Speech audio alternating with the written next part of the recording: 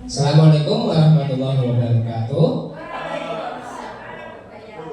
Terima kasih Bapak Ibu guru semuanya, yang saya hormati Bapak Kepala Sekolah SD Negeri Bundaran, yaitu Bapak Mulyono SPT MPD, serta rekan-rekan Bapak Ibu guru serta karyawati yang kami hormati. Pertama-tama marilah kita panjatkan puja dan puji syukur kehadirat Allah Subhanahu wa taala, karena limpahan rahmatnya kita dapat berkumpul di sini dalam keadaan sehat walafiat. Alhamdulillah. Sholawat serta salam mari kita panjatkan pada junjungan Nabi Muhammad SAW yang selalu kita nantikan syafaatnya di akhir zaman. Bapak Ibu guru, di sini saya Uzair Tarmizi ingin melaksanakan diseminasi budaya positif di SD Negeri Bundaran. Nah, ini adalah diseminasi dari pengetahuan kami dari calon guru penggerak angkatan 11, dan ini adalah pemaparan dari saya. Lanjut.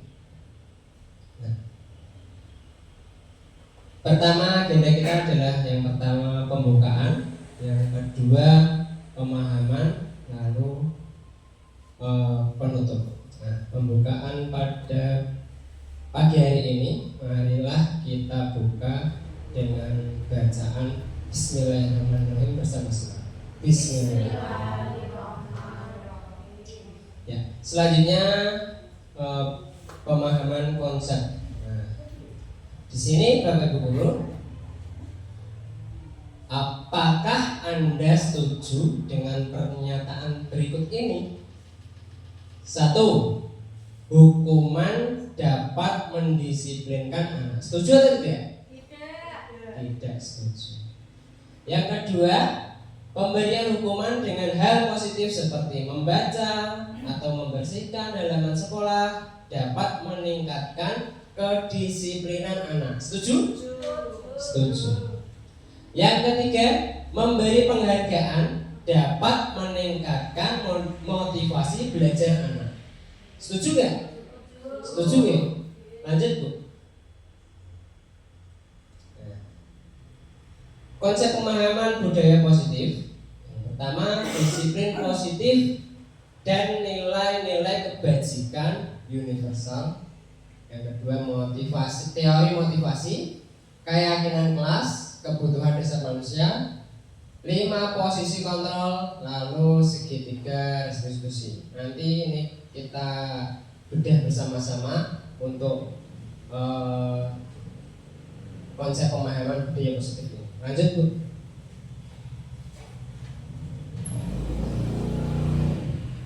Disiplin positif. Konsep pertama adalah disiplin positif dan nilai-nilai kebajikan universal. Lanjut. Nah, ini terdapat perubahan paradigma. Coba Bapak Ibu, coba Anda bayangkan bahwa Anda menyimpan sesuatu yang sangat amat berharga di genggaman Bapak Ibu guru semuanya, ya. Lalu rekan-rekan di sampingnya Bapak Ibu guru mencoba membuka kepala tangan Bapak Ibu. Coba Bapak Ibu, coba lihat. Membayangkan satu kepalan, ya, menggunakan apa itu? Bapak Ibu guru menggenggam barang yang sangat amat berharga, dan satu teman yang di sampingnya itu mengambil barang tersebut. Coba, bisa atau tidak?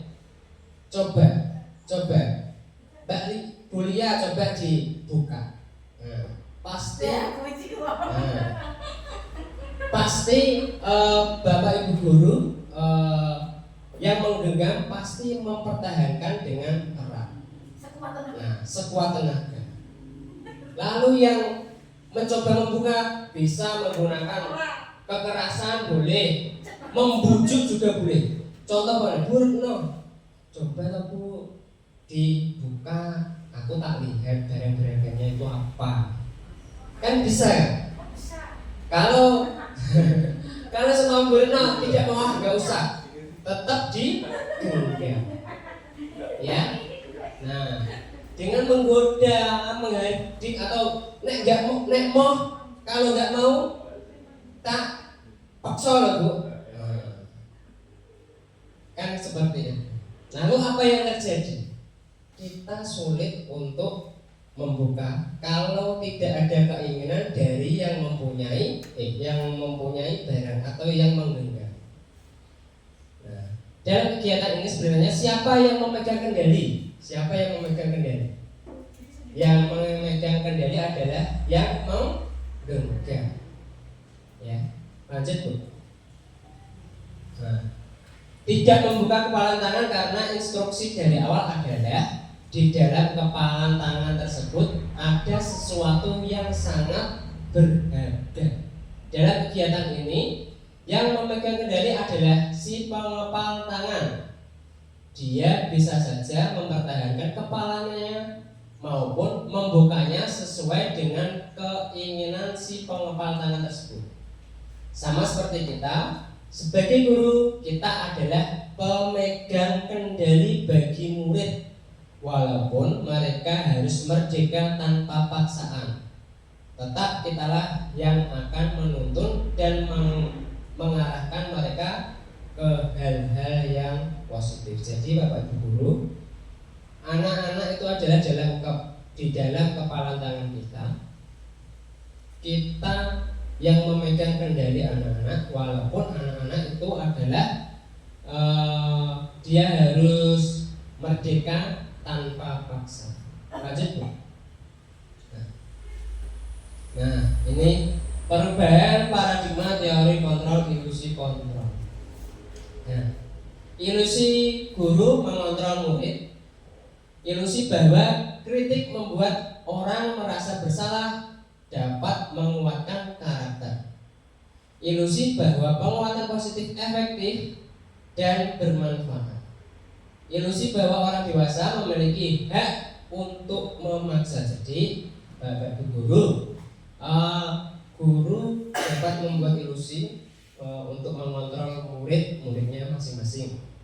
Lalu kritik Bapak Ibu guru untuk membuat merasa salah.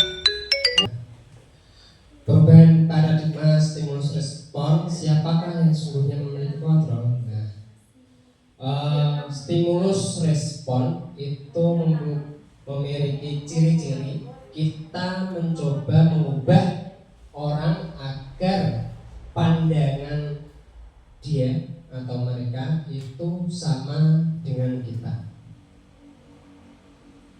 Lalu perilaku buruk dapat dilihat sebagai suatu kesalahan. Orang lain bisa mengontrol saya bisa mengontrol orang lain. Pemaksaan pada saat bujukan gagal, model berpikir menang atau kalah. Jadi perbedaan antara stimulus dan respon dengan teori kontrol adalah yang pertama, kita mencoba mengubah orang lain untuk mempunyai pandangan sama dengan kita. Kalau teori kontrol itu kita harus berusaha memahami pandangan orang lain tentang dunia. Jadi tidak harus semua orang itu mempunyai pandangan seperti saya atau Bapak Ibu guru semuanya. Lalu perilaku yang baik sebagai suatu kesalahan. Kalau pada teori kontrol itu semua perilaku kita semuanya itu pasti mempunyai tujuan. Orang lain bisa mengontrol pada stimulus respon, orang lain itu bisa mengontrol saya. Tapi pada teori kontrol hanya saya sendiri yang bisa mengontrol diri saya. Pada stimulus respon yang selanjutnya saya bisa mengontrol orang lain. Pada teori kontrol ini tidak bisa mengontrol orang lain. Pemaksaan ada pada saat bujukan gagal. Nah, kalau pada teori kontrol, kolaborasi dan konsensus menciptakan pilihan baru. Nah, pada yang terakhir pada stimulus respon, model berpikir menang atau kalah. Nah, kalau pada teori kontrol itu model berpikir menang dan menang. Lanjut Bu. Nah, ini adalah makna disiplin. Disiplin itu berasal dari bahasa Latin, yaitu disiplina, yang artinya adalah belajar. Kata disiplin juga berasal dari akar kata yang sama dengan dislike atau murid atau pengikut. Untuk menjadi seorang murid atau pengikut, seseorang harus paham betul alasan mengapa mereka mengikuti suatu aliran atau ajaran tertentu, sehingga motivasi yang terbangun adalah motivasi intrinsik, bukan ekstrinsik. Disiplin juga mempelajari bagaimana cara kita mengontrol diri dan bagaimana menguasai diri untuk memilih tindakan yang mengacu pada nilai-nilai yang kita hargai. Dengan kata lain, seseorang yang memiliki disiplin berarti mereka bisa bertanggung jawab terhadap apa yang dilakukannya, karena mereka mendasarkan tindakan mereka pada nilai-nilai kebijakan universal. Selanjutnya Bu. Nah, pada konsep kedua adalah teori motivasi. Selanjutnya Bu. Motivasi perilaku manusia. Motivasi merupakan dorongan yang timbul pada diri seseorang secara sadar atau tidak sadar untuk melakukan tindakan dengan tujuan tertentu. Nah, ini untuk menghindari ketidaknyamanan atau hukuman. Ada perilaku manusia, yaitu untuk menghindari ketidaknyamanan atau hukuman. Yang kedua, mendapatkan imbalan atau penghargaan dari orang lain. Yang ketiga, menghargai nilai-nilai kebajikan diri sendiri. Jadi perilaku manusia itu didasari pada tiga ini: menghindari ketidaknyamanan dan hukuman, mendapatkan imbalan atau menghargai diri sendiri. Nah, menghindari ketidaknyamanan itu dapat berupa murid melakukan disiplin karena ia takut dihukum. Hal ini merupakan motivasi ekstrinsik. Jadi anak-anak bila tidak membuang sampah, apabila anak itu membuang sampah sembarangan, membuang sampah di tempat sampah karena dia itu takut dihukum, itu berarti merupakan motivasi ekstrinsik. Lalu yang mendapatkan imbalan atau penghargaan dari orang lain.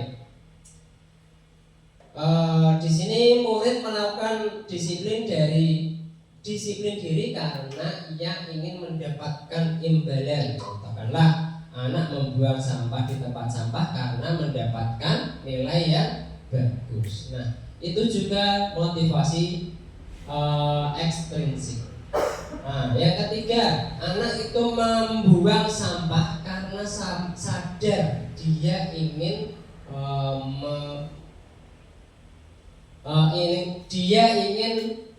menjaga lingkungannya agar tetap bersih. Nah, inilah yang merupakan motivasi intrinsik, yaitu dia itu disiplin karena sadar dengan dirinya sendiri. Selanjutnya Bu.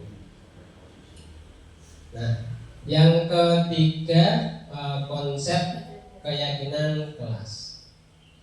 Nah, Bapak Ibu guru di sini mungkin sudah membuat keyakinan kelasnya masing-masing. Setiap kelas kalau bisa ada keyakinan kelasnya, karena itu adalah peraturan yang dibuat untuk dirinya sendiri. Keyakinan kelas merupakan sebuah nilai-nilai kebajikan universal yang telah disepakati secara tersirat dan tersurat, lepas dari adanya latar belakang suku, negara, bangsa maupun agama. Keyakinan kelas dibuat secara bersama-sama dengan seluruh siswa yang mempunyai nilai-nilai kebajikan yang dapat dipercaya.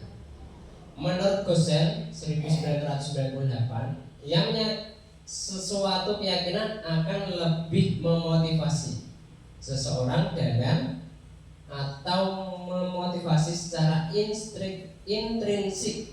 Seseorang akan lebih tergerak dan bersemangat untuk menjalankan keyakinannya daripada hanya sekedar mengikuti serangkaian peraturan. Jadi keyakinan kelas sebelumnya, Bu.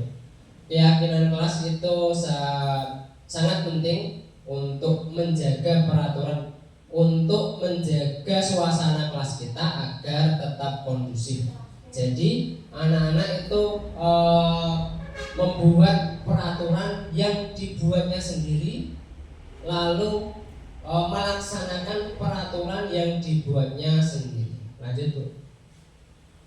Nah, pembentukan keyakinan kelas yang pertama yaitu tahap pertama lebih abstrak dari peraturan. Jadi keyakinan kelas itu tidak hanya keinginan dari ibu guru atau bapak guru, tapi keinginan dari seluruh anggota kelas. Tahap kedua yaitu berupa pernyataan universal. Tahap ketiga dibuat dalam bentuk positif. Jadi dibuat dalam bentuk positif itu dengan kata-kata yang positif, tidak tidak menyalahkan atau tidak memberi hukum. Jadi kesepakatan kelas itu dengan kata-kata positif. Jadi tidak dengan kata-kata yang negatif. Jadi contoh tadi, buanglah sampah di tempat sampah. Jadi peraturannya, keyakinan kelasnya itu tidak membuang sampah di terbalik. Gitu ya. Saya paham. Guru senior sudah tahu.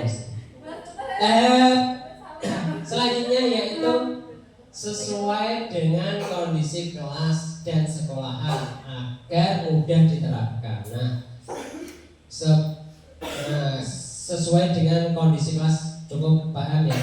Yang selanjutnya yaitu semua warga kelas atau sekolahan dilibatkan untuk membuat. Jadi itu disepakati bersama, dibuat bersama dan disepakati bersama. Selanjutnya, Bu. Ini keyakinan kelas saya sebagai guru olahraga. Mungkin kalau karena ini adalah saya sebagai guru mapel, itu disepakati sebelum mulai pelajaran pada awal pelajaran, pada awal tahun pelajaran, kami membuat kesepakatan kelas terlebih dahulu, yaitu yang pertama itu masuk kelas tepat waktu, berdoa di awal dan akhir pelajaran, lalu memakai pakaian olahraga, lalu pemanasan sebelum olahraga.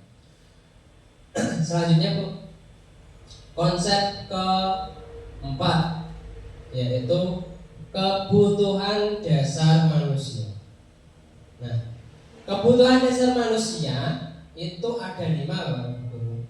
Yang pertama adalah bertahan hidup, lalu penguasaan, kasih sayang dan rasa merasa diterima. Yang ketiga, keempat adalah kebebasan. Yang kelima adalah kesenangan. Ketika siswa atau murid kita melakukan hal-hal yang menyimpang dari nilai-nilai kebajikan atau melanggar peraturan itu dikarenakan bahwa siswa itu telah gagal untuk memenuhi kebutuhan dasar hidupnya. Jadi jangan salahkan murid-murid jika mereka itu menyimpang dari keyakinan atau peraturan yang telah dibuat. Itu kemungkinan adalah salah satu dari kebutuhan 5 kebutuhan manusia ini tidak terpenuhi. Selanjutnya, kebutuhan bertahan hidup. Kebutuhan bertahan hidup yaitu kebutuhan bersifat fisiologis untuk bertahan hidup, misalnya rumah, kesehatan, makan, kebutuhan biologis sebagai bagian dari proses reproduksi, perasaan aman. Jadi mungkin salah satunya juga ketika kadang anak itu lapar karena dia tidak dipenuhi kebutuhannya, itu pasti anak itu berontak, "Bu, lapar Bu, pengen jajan." Nah, selanjutnya kasih sayang dan rasa diterima.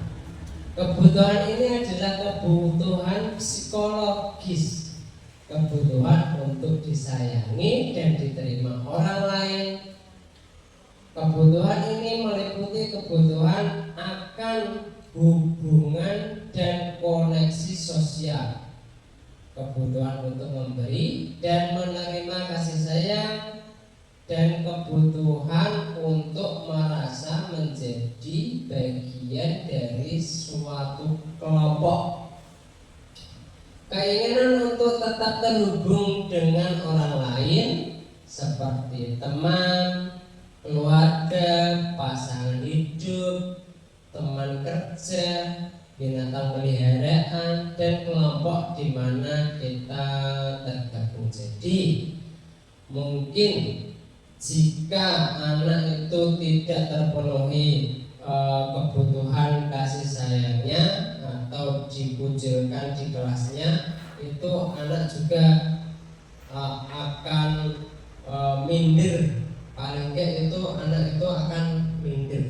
Dia menyendiri, tidak mau bergabung dengan satu kelompok atau satu kelasnya. Dia pengen kalau main-mainan mungkin bisa bermain sendiri di luar, tidak ingin bergabung dengan teman-temannya. Yang ketiga yaitu kebutuhan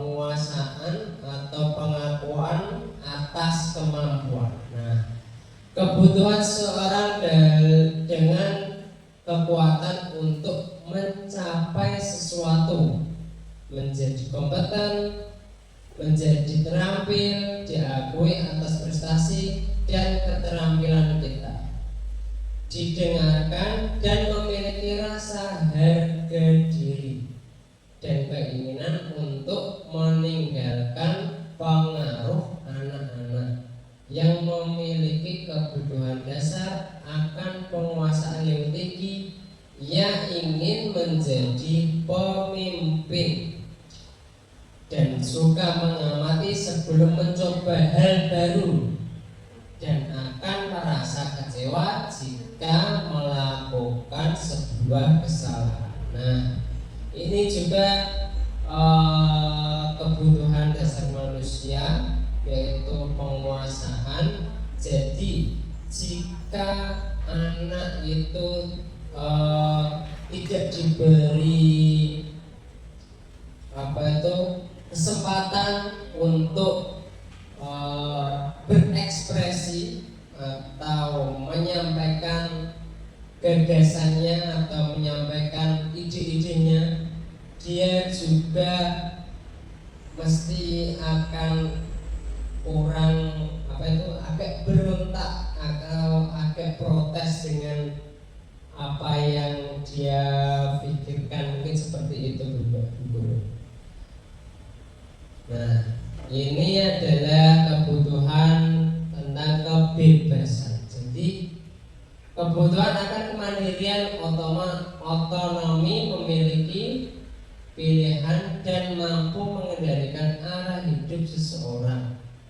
Anak-anak dengan kebutuhan kebebasan yang tinggi menginginkan pilihan. Mereka perlu banyak bergerak, suka mencoba-coba, tidak terlalu terpengaruh orang lain, dan senang mencoba hal-hal baru dan menarik. Jadi anak kadang dalam pelajaran olahraga, biasanya dalam pelajaran yang saya ampuh, walaupun saya mengarahkan untuk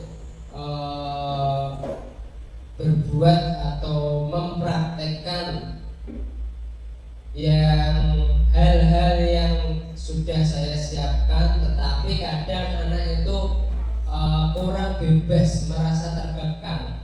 Dia ingin melakukan hal-hal yang lain dan menurutnya dia senang. Selanjutnya baru kesenangan yaitu yang terakhir adalah tentang kebutuhan kesenangan atau kebutuhan untuk merasa senang. Kebutuhan untuk mencari kesenangan, bermain dan tertawa.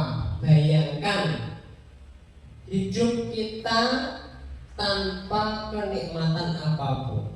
Jadi pasti sangat tidak senang atau mungkin sangat tersiksa. Betapa menyedihkannya, pasti menyedihkan sekali.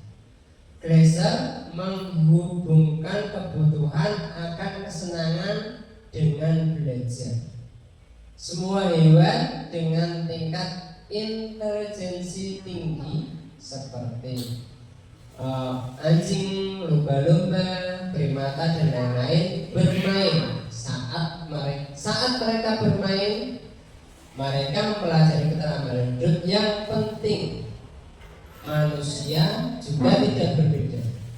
Anak-anak dengan kebutuhan dasar kesenangan yang tinggi biasanya ingin menikmati apa yang dilakukan. Mereka juga bisa berkonsentrasi tinggi saat mengerjakan hal-hal yang disenangi. Mereka suka permainan dan suka mengoleksi barang, suka bergurau, suka melucu, dan juga suka menggemaskan. Bahkan saat mereka bertingkah laku buruk, mereka juga masih tertawa. Nah, dapat dilihat dalam pada murid-murid kita semuanya, mungkin juga anak-anak itu kadang kalau membuat kesalahan dia malahan tertawa. Nah, itu mungkin karena kebutuhan akan kesenangannya itu kurang terpenuhi. Nah, lalu bagaimana peran kita sebagai guru? Maksudnya peran guru, tugas kita adalah mencari tahu latar belakangnya, karena biasanya anak-anak yang seperti itu berarti kebutuhan dasarnya tidak terpenuhi. Jangankan anak, kita juga sebagai orang dewasa ada kebutuhan dasar yang terpenuhi. Jika tidak terpenuhi, kita akan gelisah atau ada yang kurang. Anak-anak juga seperti itu. Selanjutnya Bu, ice breaking. Nah, ini karena Bapak Ibu guru ngantuk.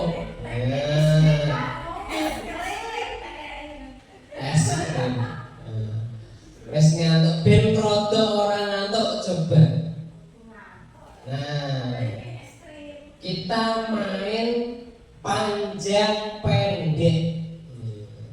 Mainnya panjang pendek. Kalau pendek ini panjang ini, ya. Panjang ini, ya. Panjang seperti ini. Pendek, panjang gini, pendek gini. Nah, tapi sekarang, tapi sambil bernyanyi. Nah, sambil bernyanyi. Saya yang bernyanyi, Bapak Ibu guru yang mempraktekkan. Panjang, pendek, panjang, panjang, pendek, pendek, pendek, panjang, panjang, panjang, pendek. Nah, sekarang diganti. Nah, kan kalau pendek kan seperti ini. Nah, sekarang diganti. Kalau dibalik, ya, panjang gini, ya. Panjang gini, pendek gini, sambil nyanyi, ya. Konsentrasi. Panjangnya seperti ini, pendeknya ini, ya.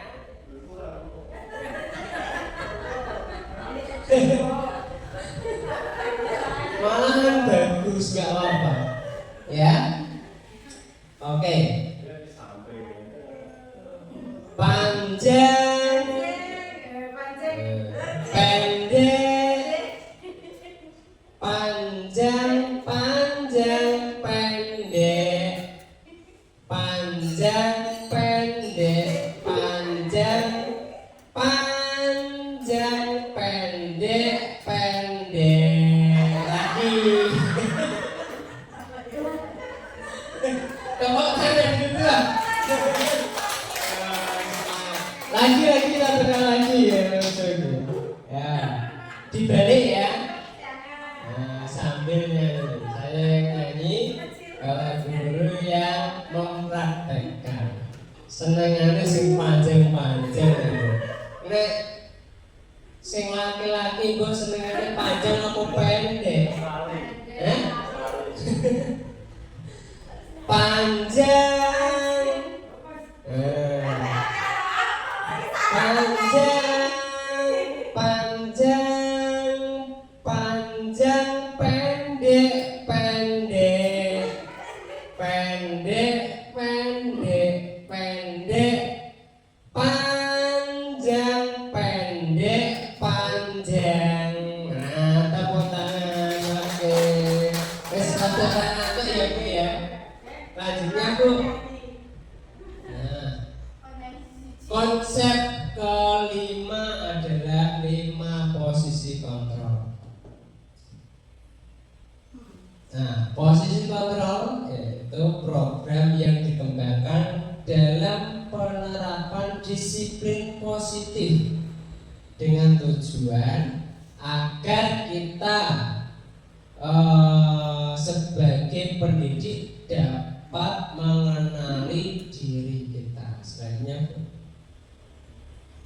nah, ada 5 posisi kontrol, yaitu yang pertama adalah sebagai penghukum, yang kedua sebagai membuat rasa bersalah, yang ketiga pemantau, yang keempat adalah teman, yang kelima adalah posisi sebagai manajer. Coba kita lihat video berikut ini.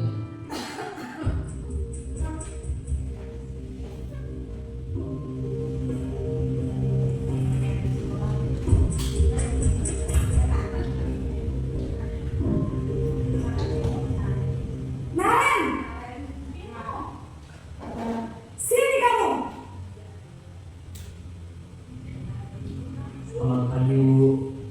Selalu terlambat.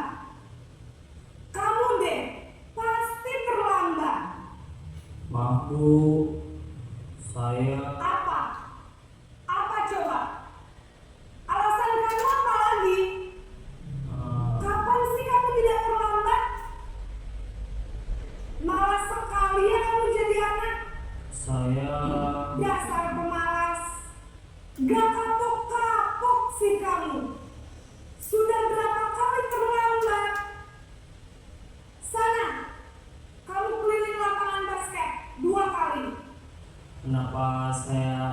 keliling lapangan basket, Bu.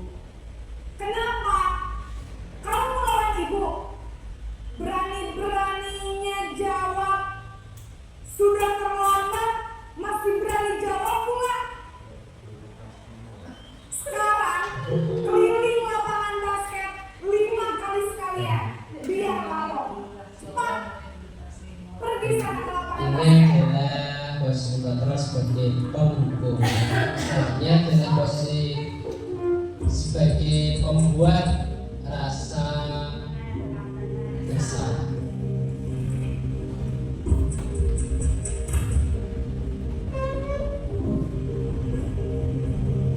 Naren,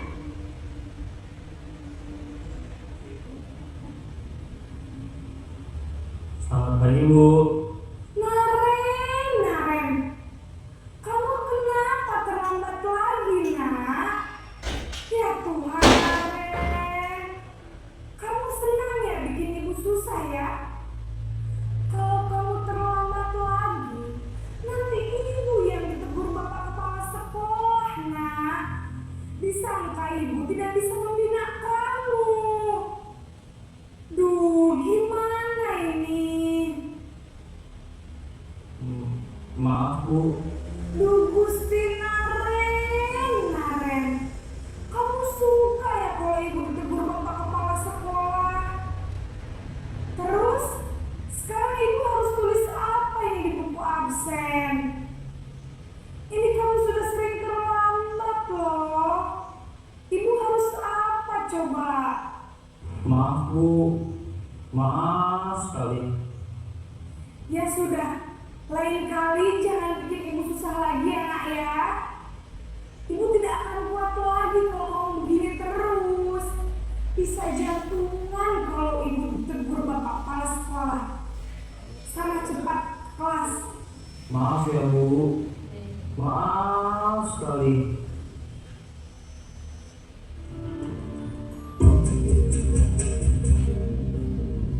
Posisi sebagai teman.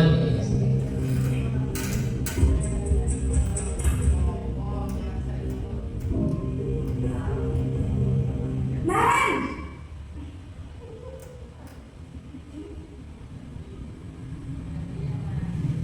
Selamat pagi, Bu. wah sudah jam berapa ini nak? Terlambat lagi ya sayang. Iya, Bu. Habis ibu saya lupa membangunkan saya, Bu. Kamu malah menyalahkan ibu kamu. Kamu bukannya anak yang larinya paling kencang. Kok terlambat sih? Iya, Bu. Saya memang terlambat bangun tadi. Jadi biarpun saya lari kencang, tetap gak kekejar, Bu. Ya sudah sana.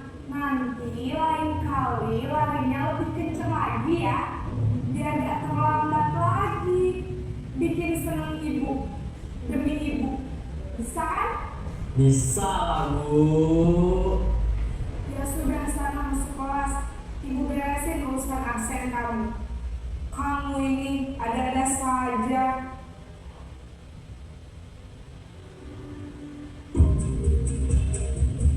Posisi pemantau.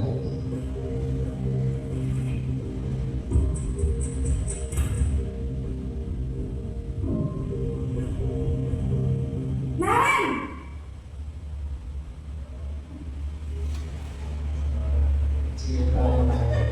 Pagi, Bu. Naren, apa peraturan sekolah kita tentang jam berapa kita harus masuk sekolah, nak? Kita harus di sekolah jam 7, Bu. Iya betul, sekarang sudah jam 7.20. Naren sudah tahu konsekuensinya jika terlambat hadir. Paham, Bu. Saya harus tinggal kelas pas jam istirahat selama 20 menit. Iya benar, konsekuensinya demikian. Jadi nanti jam 9.30 pas istirahat.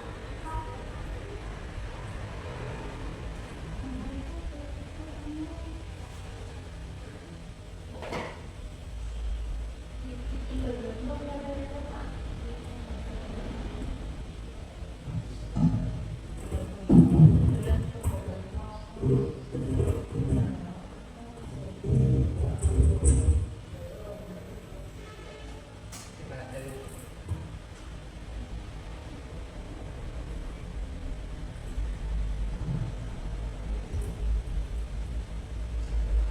nói đấy hả? Con nói đấy hả? Cái này là cái này.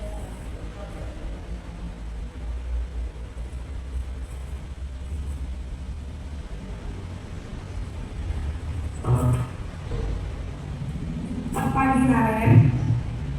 Maaf Bu, saya terlambat. Iya, sekolahnya jam 7, sekarang sudah jam 7.20. Jadi sekarang bagaimana ini Naren? Maaf Bu, saya lupa setel alarm saya semalam. Baiklah, menurut kamu, keyakinan sekolah yang mana yang perlu kamu tingkatkan? Menghargai diri sendiri dan orang lain mungkin ya Bu. Setuju. Jadi, apakah Naren meyakini prinsip saling menghormati tersebut? Iya Bu, saya meyakininya. Apakah Naren bersedia memperbaiki masalah keterlambatan ini? Bersedia Bu. Bagaimana kamu akan memperbaiki masalah keterlambatan ini? Saya akan coba untuk tidak lupa menyetel alarm saya Bu. Baik, kalau Naren lupa menyetel alarm di rumah, ada orang yang kira-kira bisa bantu mengingatkan tidak? Ada Bu, kakak saya, Kak Emma. Ada lagi selain Kak Emma? Selain Kak Emma, ada ibu saya. Baik, jadi yang mengingatkan Naren adalah Kak Emma dan ibu kamu ya. Kira-kira akan mulai set alarm kapan nih Naren? Setelah pulang sekolah, akan segera saya lakukan. Baik, jadi Naren akan setel alarm untuk bangun besok pagi dan akan diingatkan oleh kakak dan ibunda Naren ya. Ada lagi yang mungkin perlu dilakukan Naren agar tidak terlambat bangun lagi? Tidak ada Bu. Baik Naren, terima kasih untuk kerjasama kamu. Sekarang kamu perlu kembali ke kelas untuk belajar. Baik Bu, terima kasih. Oke, selanjutnya Bu. Yang pertama tadi adalah posisi sebagai penghukum itu ciri-cirinya yaitu bernada tinggi. Nah, bernada tinggi dengan menggunakan nada suara yang tinggi, menghardik atau menunjuk-nunjuk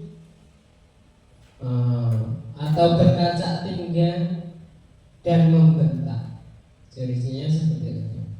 Dampaknya anak itu pendiam. Kalaupun tidak pendiam itu dia takut. Ya. Mungkin bisa saja benci atau tidak suka dengan guru tersebut. Nah, itu pada penghukum juga ada hukumannya yaitu berupa psikis atau fisik. Nah, ini biasanya ini adalah untuk alternatif terakhir jika tidak ada solusi. Selanjutnya Bu, yang kedua adalah membuat rasa bersalah, yaitu ciri-cirinya dengan suara lembut, tenang, namun kata-katanya itu menyalahkan murid, seolah murid yang salah dan guru menderita. Jadi seperti yang kita lihat tadi, guru yang memberikan arahan itu seolah-olah itu guru menderita. Lalu dampaknya murid merasa gagal dan rendah diri serta cenderung menarik diri dari lingkungannya. Selanjutnya, nah ini posisi kontrol sebagai teman, yaitu dengan ciri-ciri suaranya itu ramah, akrab, bersenda gurau untuk menghangatkan suasana. Murid merasa aman dan nyaman, tapi dampaknya yaitu murid akan bergantung pada satu orang, kurang mandiri, dan tidak dapat berpikir untuk dirinya sendiri.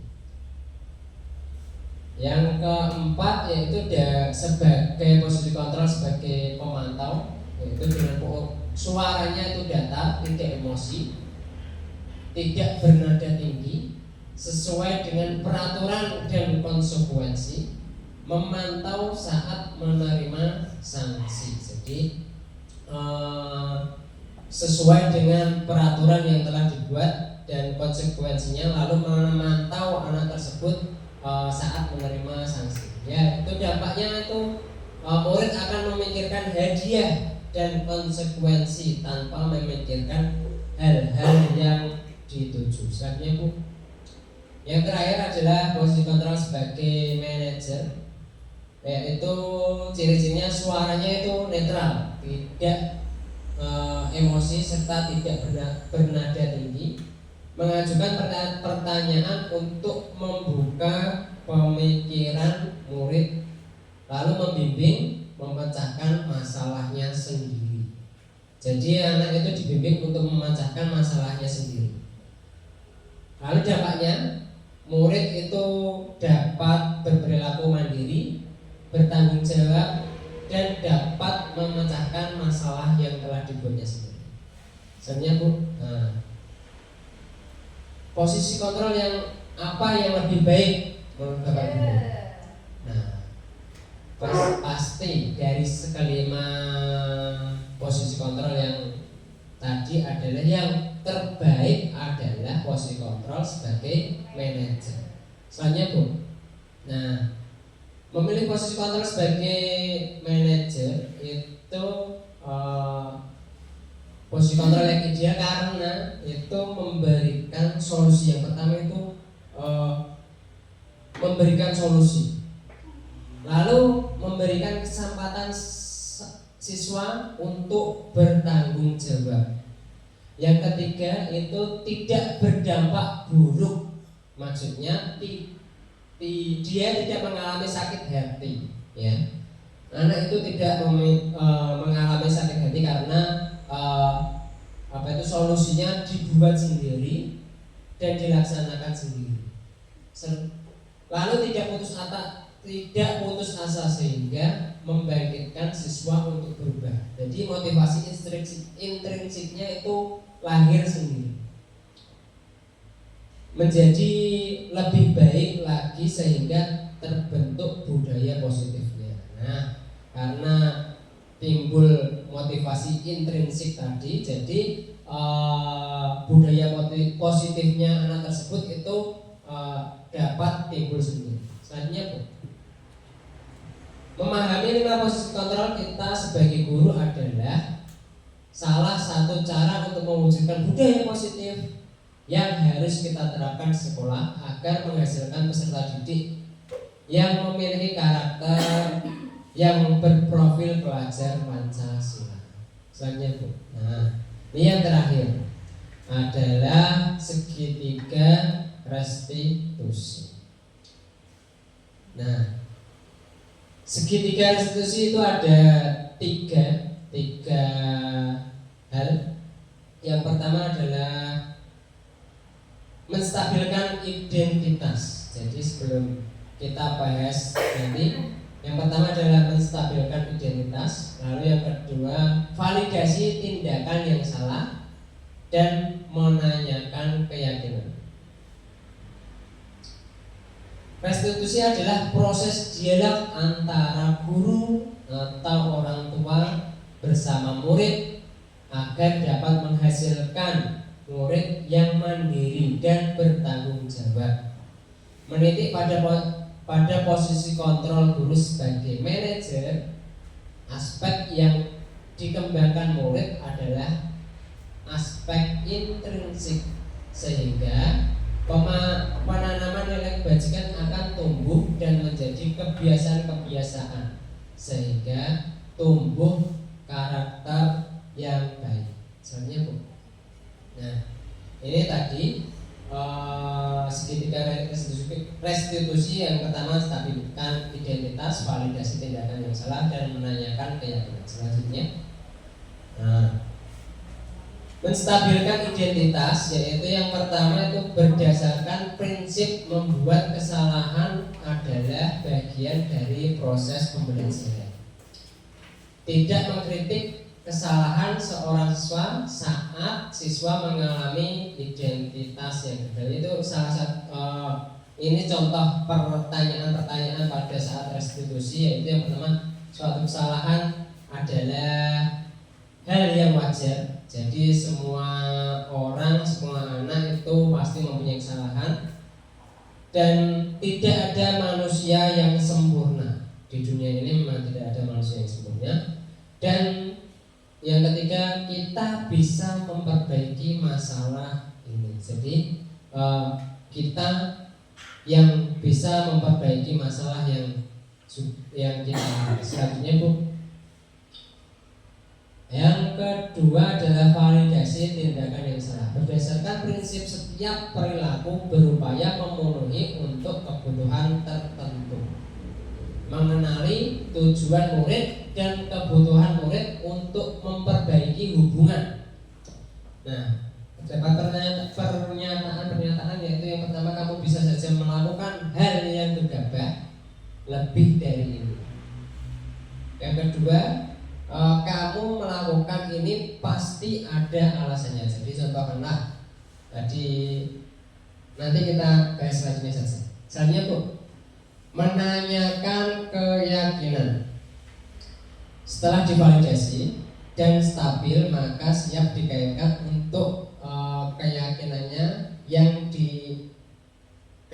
keyakinannya dengan tindakan yang salah. Nah, ini pernyataannya yaitu sebagai keluarga atau kelas, apa yang kita yakini, nilai-nilai apa yang telah kita sepakati, seperti apa gambaran ideal kelas menurutmu, kamu ingin menjadi orang seperti apa. Selanjutnya, Bu.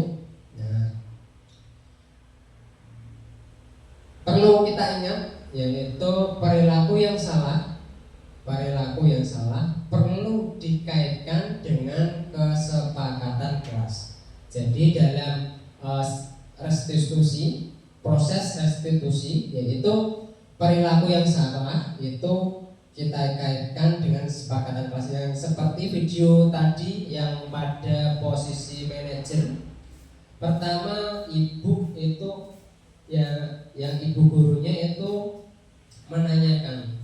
Pertama itu menanyakan apa yang telah kamu perbuat atau kesalahan apa yang kamu perbuat, nak, biasanya seperti itu. Lalu kesediaan untuk memperbaiki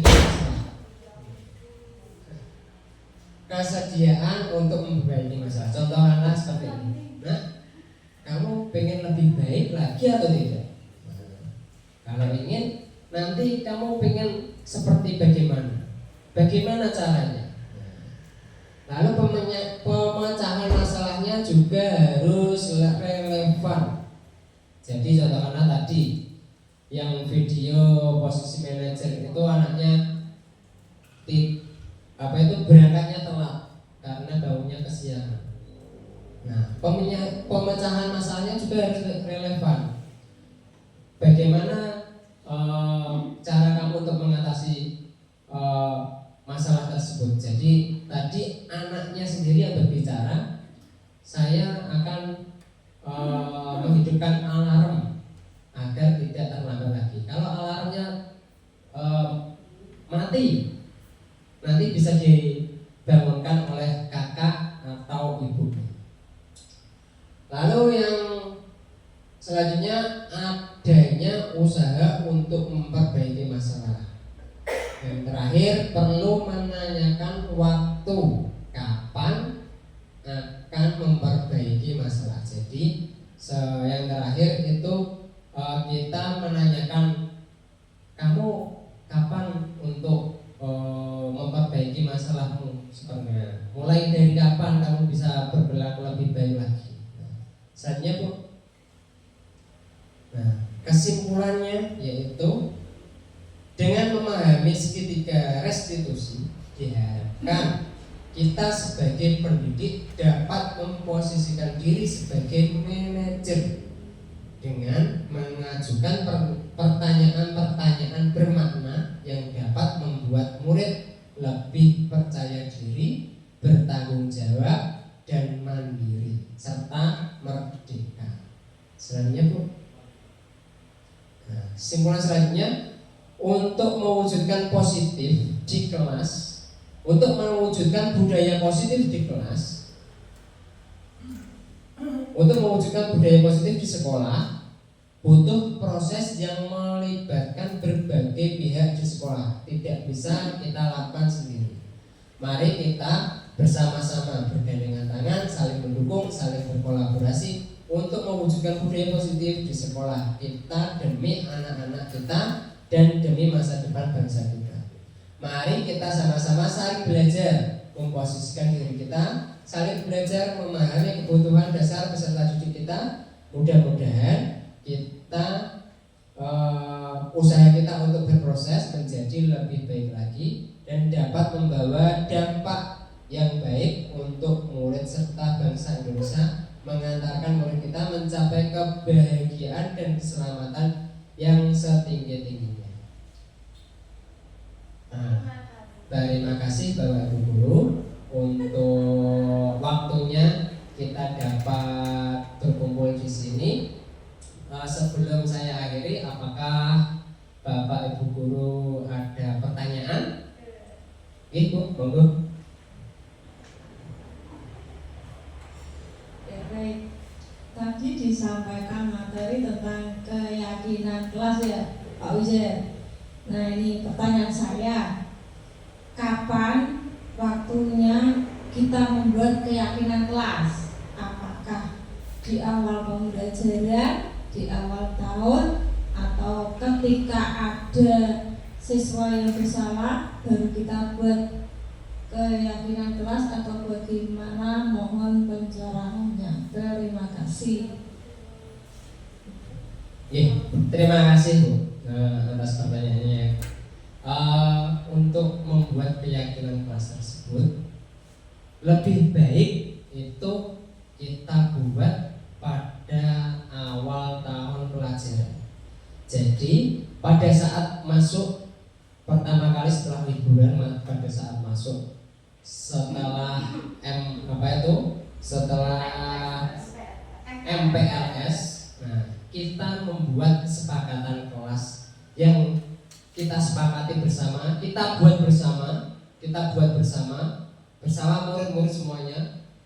Contoh apa yang harus kita sepakati di sini anak-anak. Nah, jadi anak-anak itu nanti mungkin masuk tepat waktu. Nah, mungkin setuju atau tidak. Nah, mungkin kalau setuju ditulis. Lalu selanjutnya menjaga kebersihan kelas. Nah, anak jadi anak sendiri yang membuat peraturan, kita hanya sebagai manajer atau mengarahkan anak-anak agar membuat peraturannya tersebut. Jadi gitu Bu ya. Kesepakatan kelas tadi atau keyakinan kelas tadi lebih baik itu dilakukan pada saat sebelum pelajaran, maksudnya sebelum memulai pelajaran, selama di awal tahun sebelum memulai pelajaran. Jadi keyakinan kelas tadi disepakati selama kita sebagai wali murid atau wali kelas atau guru. Gitu ya Bu. Terima kasih. Ada lagi pertanyaan lain? Cukup ya? Terima kasih Bapak Ibu Guru. Cukup. Terima kasih atas waktunya. Mohon maaf apabila ada salah-salah kata dari saya. Wabillahi taufiq wal hidayah. Wassalamualaikum warahmatullahi wabarakatuh.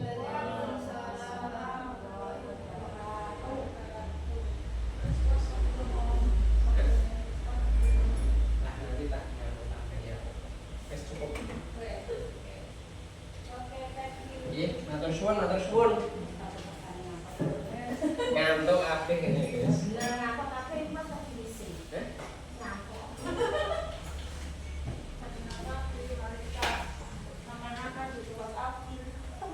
Terus ini aktif.